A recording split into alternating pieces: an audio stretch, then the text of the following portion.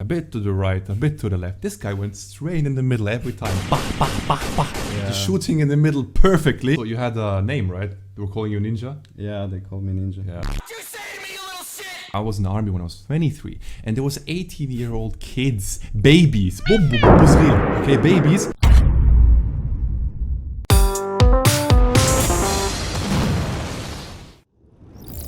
Well, welcome to the next episode of the PinkCoffee podcast. This is now probably the fourth episode. We didn't want to mention which episode it is every time, but it's okay. Yeah, it's okay. It's okay. It's fine.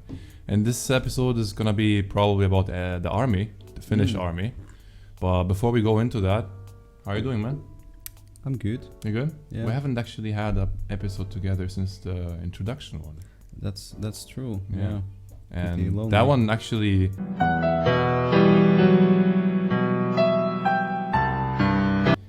Today is the Thursday which we uploaded the first episode and it did really well. Yeah, until now. It did surprisingly Thank good. you guys so much for the support. Honestly, like we are flabbergasted about it. And you guys had like such amazing like positive comments. Yeah, bro. Yeah, it was so crazy. The comments were really positive and the people just like, they seem to like it and trust us, okay, when we say this, it's only gonna get better. We're gonna have so many innovative ideas. We're gonna, add new figures and stuff slowly, and hopefully the mugs, inshallah, are gonna change. Yeah, they're gonna become pink.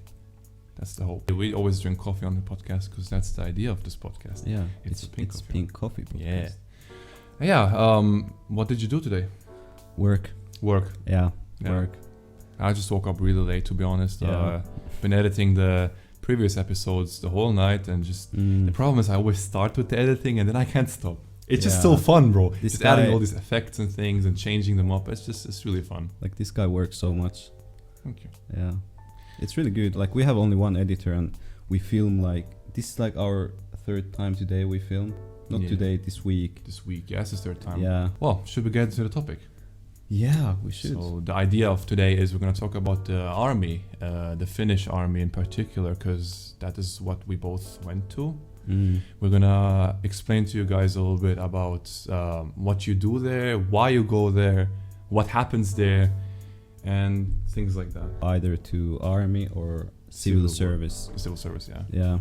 And the age is 18, right? Yeah, 18. So for me, I'm obviously a bit older than 18, and I went this year to the army. I studied first in the university, and after that I went to army. So I got like a you can delay to it. Yeah. And I went now at age 23. I had to cancel it, but we'll get into that a bit like deeper soon, I guess. Yeah. For now, we just talk about what it is and why. Yeah, and you can delay the army up till I believe 30. Yeah. Yeah, until you're 30. But once you turn 30, I think you have to go. You don't have to go anymore. You have to go. Oh, when you're you have to go or go to civil service or pay a fine, I think. Even jail time. Jail time if you very don't common. go, actually. So it's a pretty strict, thing here. Yeah, well, it's understandable because Finland has like 5.3 million people. So we do need a defense force, and not a lot of people are willing to go there. And that actually is an important word. Defense force. Defense force. Can you explain a little bit why it's called defense force and not army? We have no permission to attack. Yeah. Yeah, it's just for defense. So that's why it's a defense force. Same thing as in Germany. It's a defense force. It's Bundeswehr. Yeah. Yeah, in Germany, and you basically go there to train to defend Finland, defend the country that you live in, and that's the idea of it. Why did you choose army and not civil service? Well, for me, it was like, I obviously saw you go there a couple of years ago, and you told me all these stories, and I was like, it's really interesting. Like, obviously, it was, it sounded not scary, but it sounded like hard. It sounded very hard. So I was like, could I do this? And I was like, yeah, I can. And then I was like, it's like an amazing idea to think that you go to the army and you get these experiences that you only get once in a lifetime. Like, you can't find these things that you see in the army anywhere else except there, right? Yeah, it's totally different world. Yeah. And like the reason why I went into army was because civil service is always 1 year. Yeah. And I wanted to be 6 months. Spoilers, I was 1 year. But I want to be 6 months. This guy. Rather than 1 year. I want to like go through it quickly. Yeah. And start studying. His problem was that when he went to the army, and this guy, Jonas has this tendency that he likes to show his best always. Yeah, okay? I don't like losing. You don't like losing, Yeah. yeah? So this guy went there, and instead of shooting, you know, maybe on a bit to the right, a bit to the left, this guy went straight in the middle every time. Bah, bah, bah, bah. Yeah. Just shooting in the middle perfectly. Bro, obviously they'll take you for a year. Yeah, and I had good scores in physical training. And Yeah, because there's a system where you can decide if you want to go maybe, or you want to go a year, or you don't want to go a year at all. You're like completely against it. What I did is I don't want to go. I'm completely against it. There's no way I'll stay a year. And with that, they can't really completely force you, except if you're extraordinarily good. You're like so good that they need you there. Like, Yeah. I said I want to only be half a year, Yeah. and I applied like half year training, Yeah. because you can choose what kind of training you get. Yeah. I took like only half year trainings, Mm. and then the captain invited me into his quarters and was like, "Yeah, I want you to do the officer course," and I was like, "No way, I'm not gonna go." The officer course is where you teach the newbies that come. Right? Yeah, it's like you become They an don't officer. come. Yeah. They come. What? Yeah, it's like you become an officer, and I was like, "No way, I'm not gonna go." And then he was like, "Oh, okay. Well, I have this other thing that I want you to sign," and it was dumb for me to sign because, yeah, I ended up 1 year in special forces. Yeah. Special forces. I'm proud of that, to be honest. My brother went to the army and he's been there in the special forces. It was hell. It was hell. Not actually, brother. We're not actually brothers. First half month was tough. Yeah. But the last half month, when I actually entered to the special forces, it was fun. Because in the first half year, you kind of get... Well, you don't get treated like trash. No, You do. You get treated like trash. Yeah. Or more like, better said, basically, you're the little guy there. You know, you don't know anything. Everyone can command you. Even if it's somebody... I was 23, okay? I was in the army when I was 23. And there was 18-year-old kids, babies, okay, babies, telling me, you have to go clean, you have to do this. And I'm like, bro, I made you. I made you. I'm older than you, bro. You know, like, it was tough. Actually, this was mentally really tough to me. Yeah. Because everyone was younger than me. There was no one my age at all. Even I went 1 year late, so I was 20. Yeah. Or 19, I remember. Yeah. I went in 2018. And yeah, they were like younger than me, or some were like even same age. So it was pretty weird getting commands from like, but it's, you know, it's how it is. It works like hierarchy, you know. Yeah, the hierarchy is a big thing there. Like, you can't really say anything. You have to listen to the commands. If they tell you to do something, you pretty much have to do it. Yeah. And especially when you get there the first time, you go from a normal life and you're just chilling, you're doing your own thing, you go to school, you go to uni, you work, whatever you're doing, then suddenly you're put into army. Yeah. And the first night... The first night is like, it's hell. It's probably the worst because you go there, you don't know anyone. You look at the people, they're all bald. Suddenly everyone has the hair cut off. Like, you kind of have to keep your hair short. It was over the eyebrows. Yeah. And short from the it can't go sides. over the ears. Yeah. And I went there. I decided to cut away my beautiful, like, he had long hair. really long hair. Yeah. And I cut you bald. Yeah, you did. He cut from the middle like this, and he kept these sides, so I looked like Heihachi Machima. And then he cut the whole thing off, and I looked like an egg. I look like an egg. I already have a Tic Tac head, and then this guy cuts my hair off, and I'm there like, what's the Caillou song? Yeah, I look like Caillou basically. That's the idea. And then the first night, It wasn't as bad for me as I thought because you already scared me so much of it. You were talking about it so much that my expectations were already in hell. Yeah. And I was prepared for it. I went there, I was like, you know what? It's fine. But I'm excited for the next day. Then the next day, right away we woke up at 5:45 and we had a very hard long day.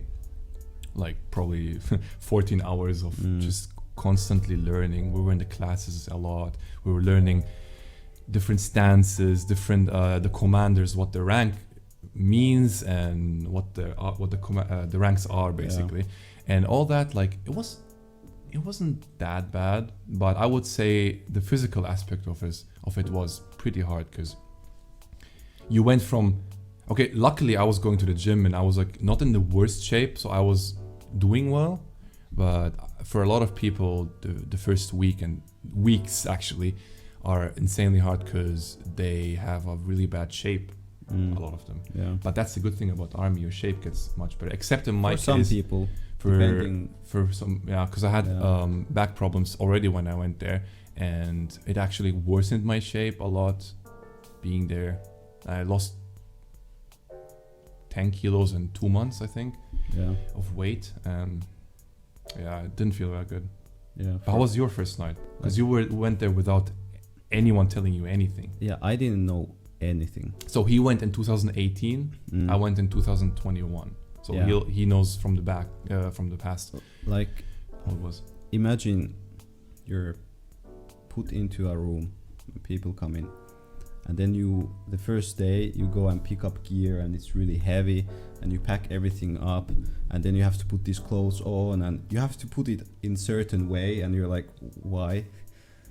And then the first night you're in a room with 12 sweating men. The sweating part boys, is very important, and the farting and burping and snoring. Bro, I had to buy those earplugs. Yeah, I luckily didn't have to because for some reason in my room the people didn't snore. I was really surprised, to be honest. Yeah, so the first night wasn't that bad because I was tired already. Like the whole trip to Kajaani, it took a while. And I was like tired. From where we live, the army base is about 5 hours with the car. 400 kilometers about. So the night wasn't bad because I was really tired and got good sleep. But how they wake you up is by shouting. Okay, like they shout in the corridors, like everyone get up, lights open, doors open. You have this and this amount of time to go out. And then I woke up and I was like, where am I? Who's shouting? Why isn't this my room? And remember, this is at 5 a.m. in the morning.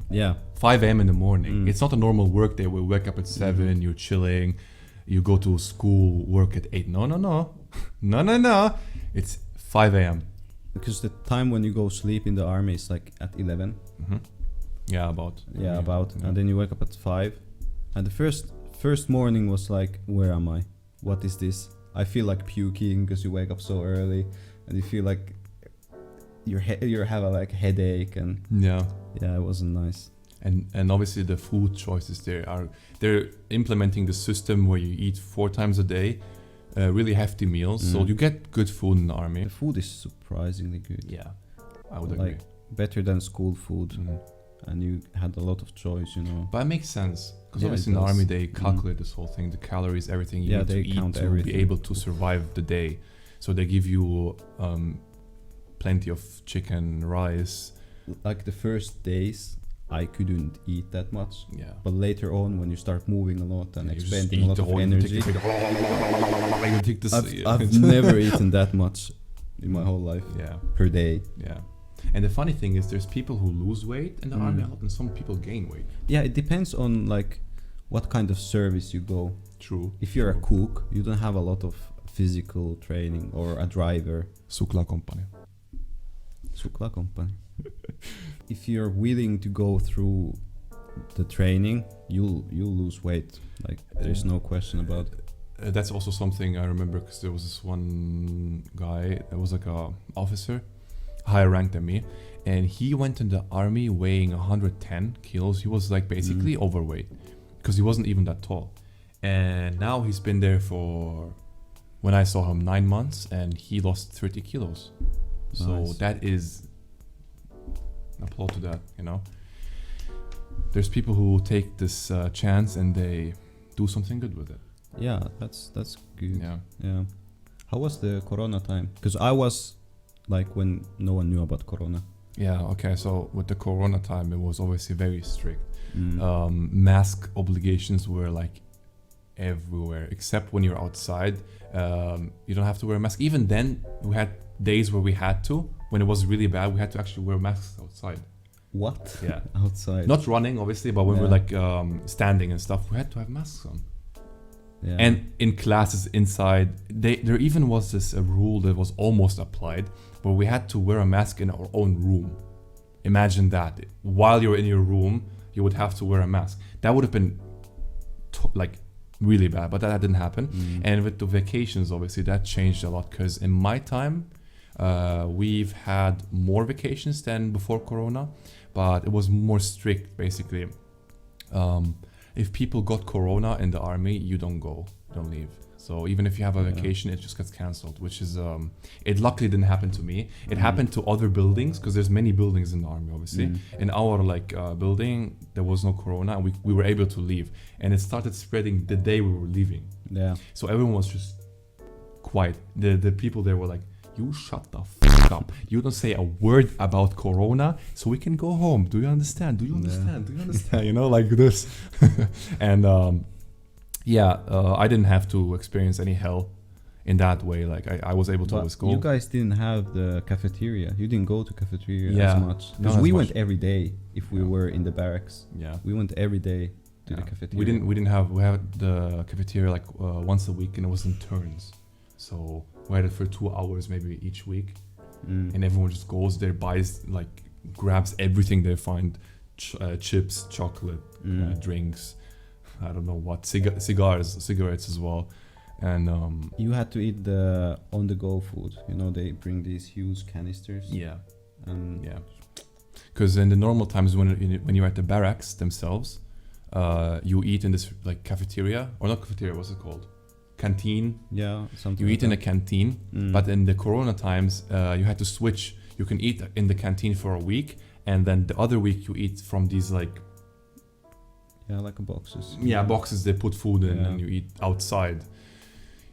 It wasn't that pleasant, because normally they're meant for longer trips, like when you go to the forests and stuff, and you don't have a canteen, obviously. Then you have this food, but we had it casually all the time. That was bad food, to be honest. That wasn't as good as. But at least it's better than the powder that I ate. Yeah, I'm pretty sure. I didn't luckily have to eat that powder. Yeah, it's like when you're in the forest and you don't have the possibility to get food from the, what do you call it? Canteens? No, like food team, the cooks, you know, Yeah. the cooks, because they bring like this on-the-go kitchen with them, and they with cook like for trucks. the military when they're like training and having like training fights. But we didn't have the opportunity because we were like in the front lines and everything. Yeah. So we had to eat these like powders. You add like hot water, and it has like rice or like some noodles or something in them, and it's bad. It wasn't that good. One thing I tried, because I had a session in the forest for a week, and I sadly I could only experience it once, but you told me about this. Yeah. It was noodles and tuna. So you basically make a fire in the woods, Yeah. and then you put the tuna on it. It starts like cooking nicely. Then you add it with noodles. That tastes completely different in the woods. When you're hungry, when you're tired, when you're wet. Yeah. Because Food tastes different. It's like huge change when you're like eating in the canteen like a lot, like 4 times a day. Yeah. And then you suddenly go to the forest and you get like this like bad food in a box. You're still hungry. Yeah. So I told him like bring like these mama noodles Mama noodles. and like these tuna cans, and like open the tuna can, you add like toilet paper on it, Yeah. right? Yeah. In the oil, Yeah. and then you light it up, and Yeah. it's used the oil to like heat the tuna up, and then you like heat the noodles and That so was good. that was delicious. Delicious. It's like the highlight. Yeah, of the day. yeah, it's the highlight of the day. Yes. Imagine eating noodles as a highlight of the day. Yeah, So you noodles understand with it's tuna not is easy. a highlight of your day. Yeah. It's crazy. One thing that I myself enjoyed so much in the army was the shooting, my guy. Like it sounds, we're Arab, so it's a bit Shooting when is it- fun. okay, It's fun. yeah. And obviously with the guns, they're like actually, like they're not just pistols or some small guns. They're Yeah, like they're heavy assault rifles. assault rifles. Did you name it? I had a name for it, but I forgot. Yeah, because I named my gun Sophia. It just Mm. clicked right away. I don't know. I just saw the gun and I was like, Sophia, you're my baby. You have to every time you use your gun, you have to clean it and go through inspection, and they check every corner and go into the machine and check it. And if there is a little bit of black, Man, you have to clean yeah, it because again. basically when you're in the shooting range and you finish and you go back to the barracks, you have to clean your gun every time for the next time because it's gonna rust. It has sand in it. It has Yeah. water in it. Whatever. So you have to clean it. And we used all kinds of techniques. Obviously, you have to use oil to clean it, like soft oil, and we also use these ear clean. You know the things that you clean your ear with? I went in all the corners with it Yeah. like this and cleaned Yeah. everything like a good little cleaner. Let's talk about the shooting itself, like when you set it up and everything. What do you remember? Like the ranges, 50 meters, 150 meters, 150 is and 100 yeah. meters as well. There was, yeah. You just, there's different positions from which you shoot from. Yeah, there is different positions. Why and is it so, yeah, you know what I mean. And I got to shoot a lot of different guns. Yeah. So many different guns. Yeah. I didn't, I just had Yeah. the assault rifle that I shot with. I had the opportunity to do that. Yeah. By the way, Pistols? funny story. Yeah. I'm really good at shooting. Yeah, boy. I was That's hitting crazy. the middle, Yeah. and you have like 9 rounds or 10 rounds, Yeah, we had When 6 max actually. like something like 10 rounds, and you're hitting the max amount is 30. So I was hitting 10 rounds, and I don't know why, but the last round went pretty bad. I think the sun was shining or something. Yeah. Which one was it? The first shooting or? No, it was somewhere in the middle of my training. Yeah. And then we went to the targets, and our officer goes through everything, and then he looked at mine and it's oh, as good as usual. And then he looked, why is this off target? Yeah. And I They were surprised when he hits off target. Yeah, That's how and then I much was you're shooting. oh, I got bored hitting in the middle, so I saw a fly there and killed it. And everyone laughed. Bro, that's Yeah, respect. Bro. yeah. You had a name, right? They were calling you Ninja. Yeah, they called me Ninja. Yeah. You say to me, you little shit! Yeah. Where's your green hair and your blue hair? Blue hair. Yeah. Not that kind of ninja. Are you gonna floss for us? Yeah, it was Yeah. fun. And do you have any funny stories that you could tell from the army? Well, that was funny hitting Yeah. a fly. Well, yeah. Technically, but I remember you showed me this video where someone broke a glass in a car. oh yeah, Well, I was we really were- cold. we were in Sweden, and one of our drivers went in the car, a truck, and he closed the door, and something in his vest was poking out, and it hit the glass of the truck, and it shattered everywhere. Yeah, and it was minus 25 or something. Yeah, it was Completely. cold. It Yeah. looked cold. There was 120 centimeters of snow. You have to understand that in Finland, Sweden, and these Nordic countries, it gets so cold that the ice freezes. You know what I'm saying? When the snow freezes, snow gets Yeah. hard. That's how cold it Yeah, gets. you can walk on the snow. Yeah. It's hard snow. You're what is this? Yeah. It's not even. It's not ice. It's snow, but hardened snow ice. Yeah, Ding, there's dong, a bing, own bong. name for it, Yeah. but I don't know. Yeah. And yeah, Did They they were- freeze after? it was cold for them. They were thinking, do they have to actually drive all the way back to Finland with a broken window?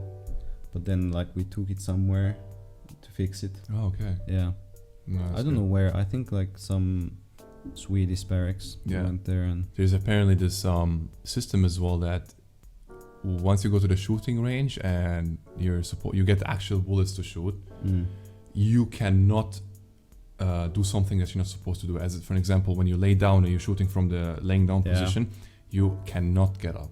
yeah, if you get up, yeah, they will the tackle officers will like tackle you Yeah. because the problem dangerous. is Yeah. when they get people in the army, they don't know their mentality. If they True. suddenly just start shooting at people, you know. Yeah.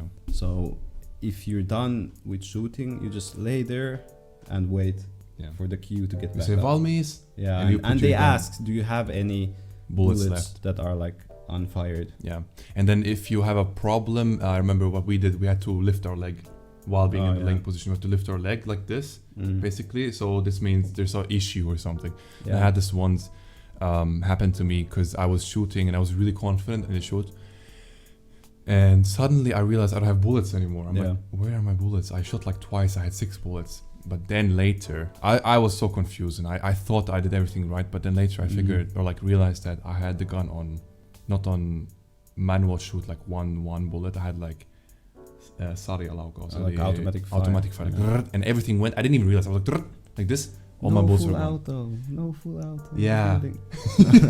And bro, I was so sad because those were really important numbers. But still, I was very decent at shooting. Like I That's was good. definitely above average. Like I used to hit the targets really good. And also when you get into the Finnish army or the defense forces, you get assigned into different categories basically. Yeah, like branches. Yeah, branches. So for me, I got into the Jäger branch. I was a Jäger, and you were VUX, so it was like readiness unit. yeah. Yeah. But like before that, you were also in like I was what is VST? It's a communications communication unit. Yeah. group. Yeah. Then you got like promoted to. Yeah, then I went to Pioneers and I learned like explosives. Yeah.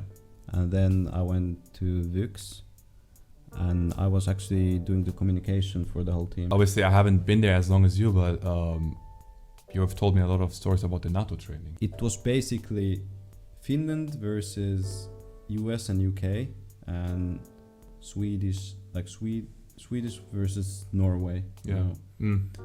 And Sweden was like with us, you know? Yeah, yeah. And they were like NATO versus non-NATO. 'Cause Yeah. Finland and Sweden, they don't belong to NATO. They don't belong to NATO. Yeah, yeah. It was rough because we didn't have any like pauses or like. It was basically like ceasefires. ongoing. You could say it's a war, but like it's a training war. It was probably the most realistic war training I've ever done because we had like these laser like vests that like register all the hits and all our tanks and helicopters and jets. Everything had like lasers. Yeah.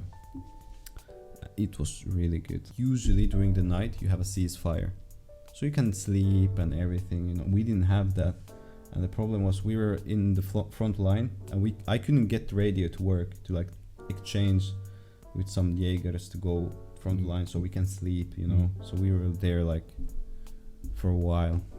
Just basically stuck, right? Yeah, we were stuck, Yeah. and it was pretty unfortunate because when you go to sleep and then suddenly the enemy attacks, you're like, yeah.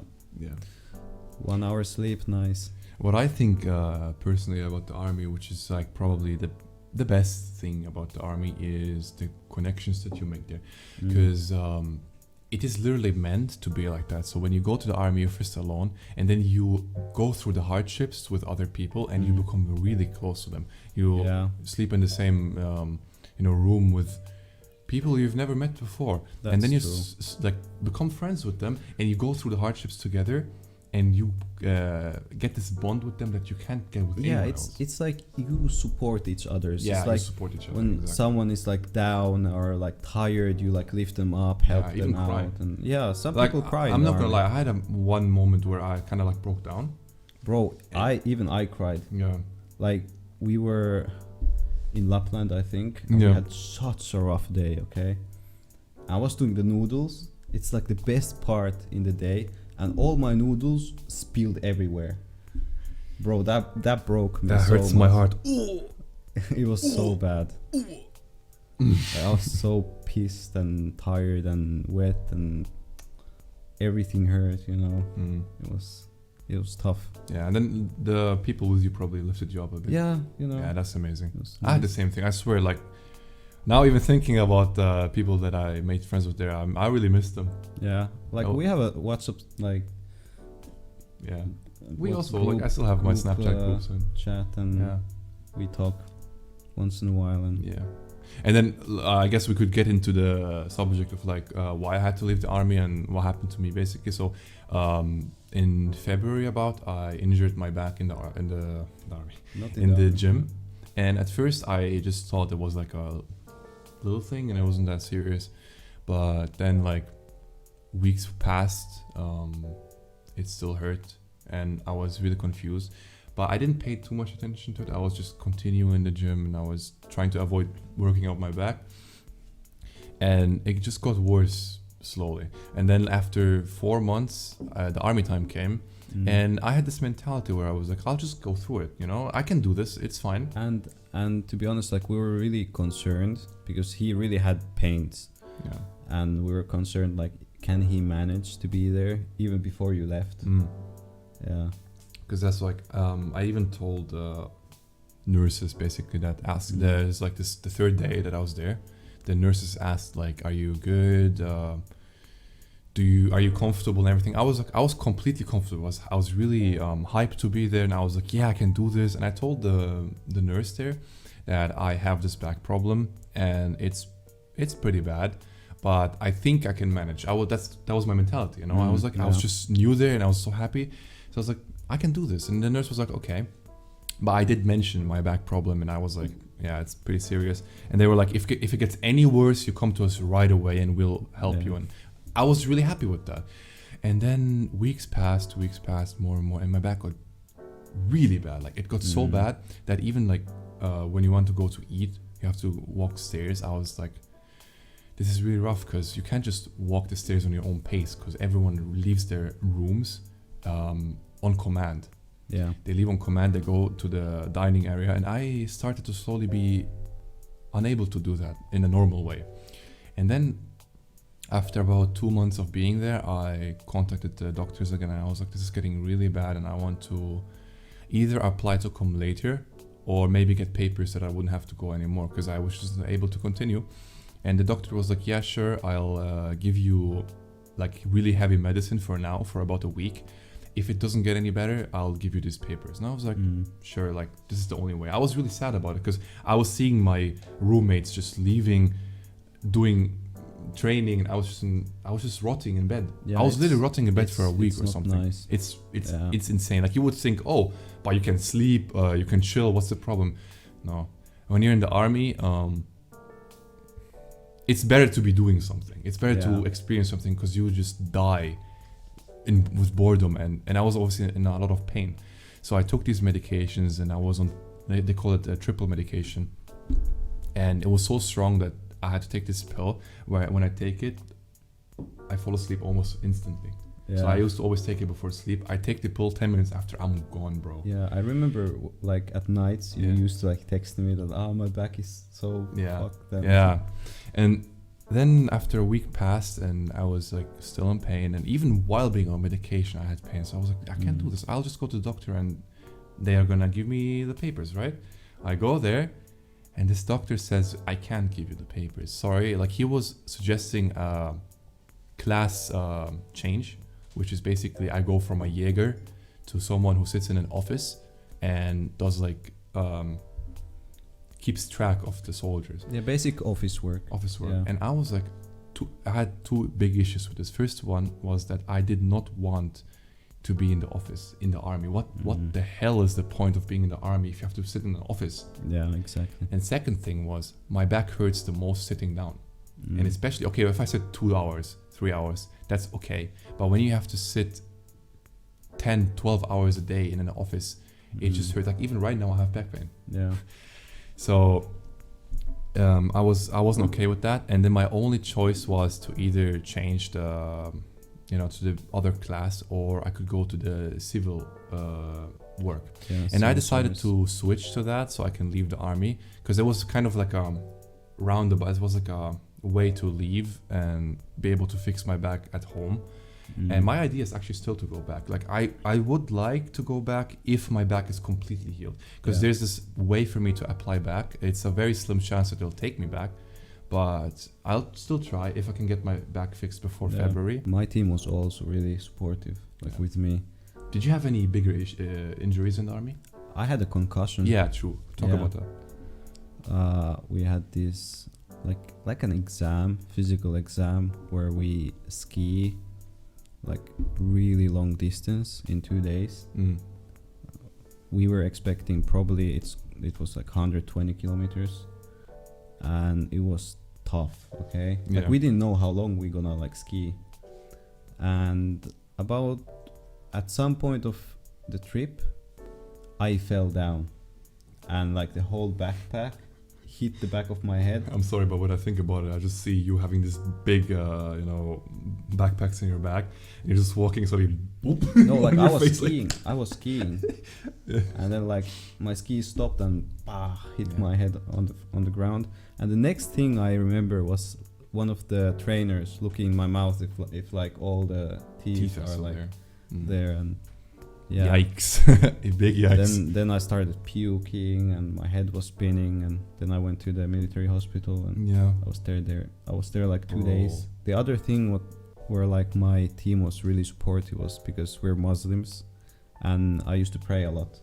Oh Allah the Almighty, Allahu Allah. Yeah. So I used to like pray in the room, like at one spot, and if someone like came in the room, they would like say like, shh, be quiet, like he's praying. And the respect for this. And I had like Ramadan in the army, and I fasted the whole Ramadan in the army, like the whole Ramadan. That's bro. And we had like physical training. I took a physical test while I was fasting, like the physical test and Cooper run. I remember after that I drink water like Bro, and you're there like I took the water. whole physical test while I was fasting, and I broke my records. Like while fasting. Wait, so you did the Cooper test? I did the Cooper. Explain to them what the Cooper is. A Cooper test is like you run 12 minutes as far as you can. Yeah. And I ran 2,990. Respect. Yeah. And that was my personal best. Yeah. That is a big accomplishment. Yeah, but I was kind of upset because 10 meters I would have gotten the 3,000. medal, medal. On 3,000 you get the medal. Yeah. On 2,990 you don't get. That's sad. Like 10 meters, bro. It's so annoying. I was like, should I sneak the 10 meters? But they would see, So. Yeah, no. Yeah. You were honest and about and it. they were really supportive when I was fasting. Like if there was like something rough work that had to be done, carrying something, going somewhere, and they would do it for me. They would say like, oh no, he's fasting, we can do it. And overall I would say that the army is a place with a lot of experiences, and if you're a Finnish guy who just turned 18 and is really scared of going to the army, it's understandable that you're in a way afraid of it, but trust us when you say this. Once you go there, obviously you'll have some kind of hardships, but you'll make memories that you cannot forget, and you will get to know new people, and you will make friends there 100%. This is actually really good. Like if you have any comments or questions about the army that you want to ask us for the next episode, then put them in the comments. We'll gladly respond, and we'll do a second episode of this if people are really interested in it. Yeah. Sure. And I think we should wrap this up for now. We can wrap it up. Yeah. Like, subscribe, and like I said, if you have any questions that you want to ask us, just put them in the comments. We really appreciate all the love that you gave us. Like, honestly, this is amazing. And, on to the future. Peace.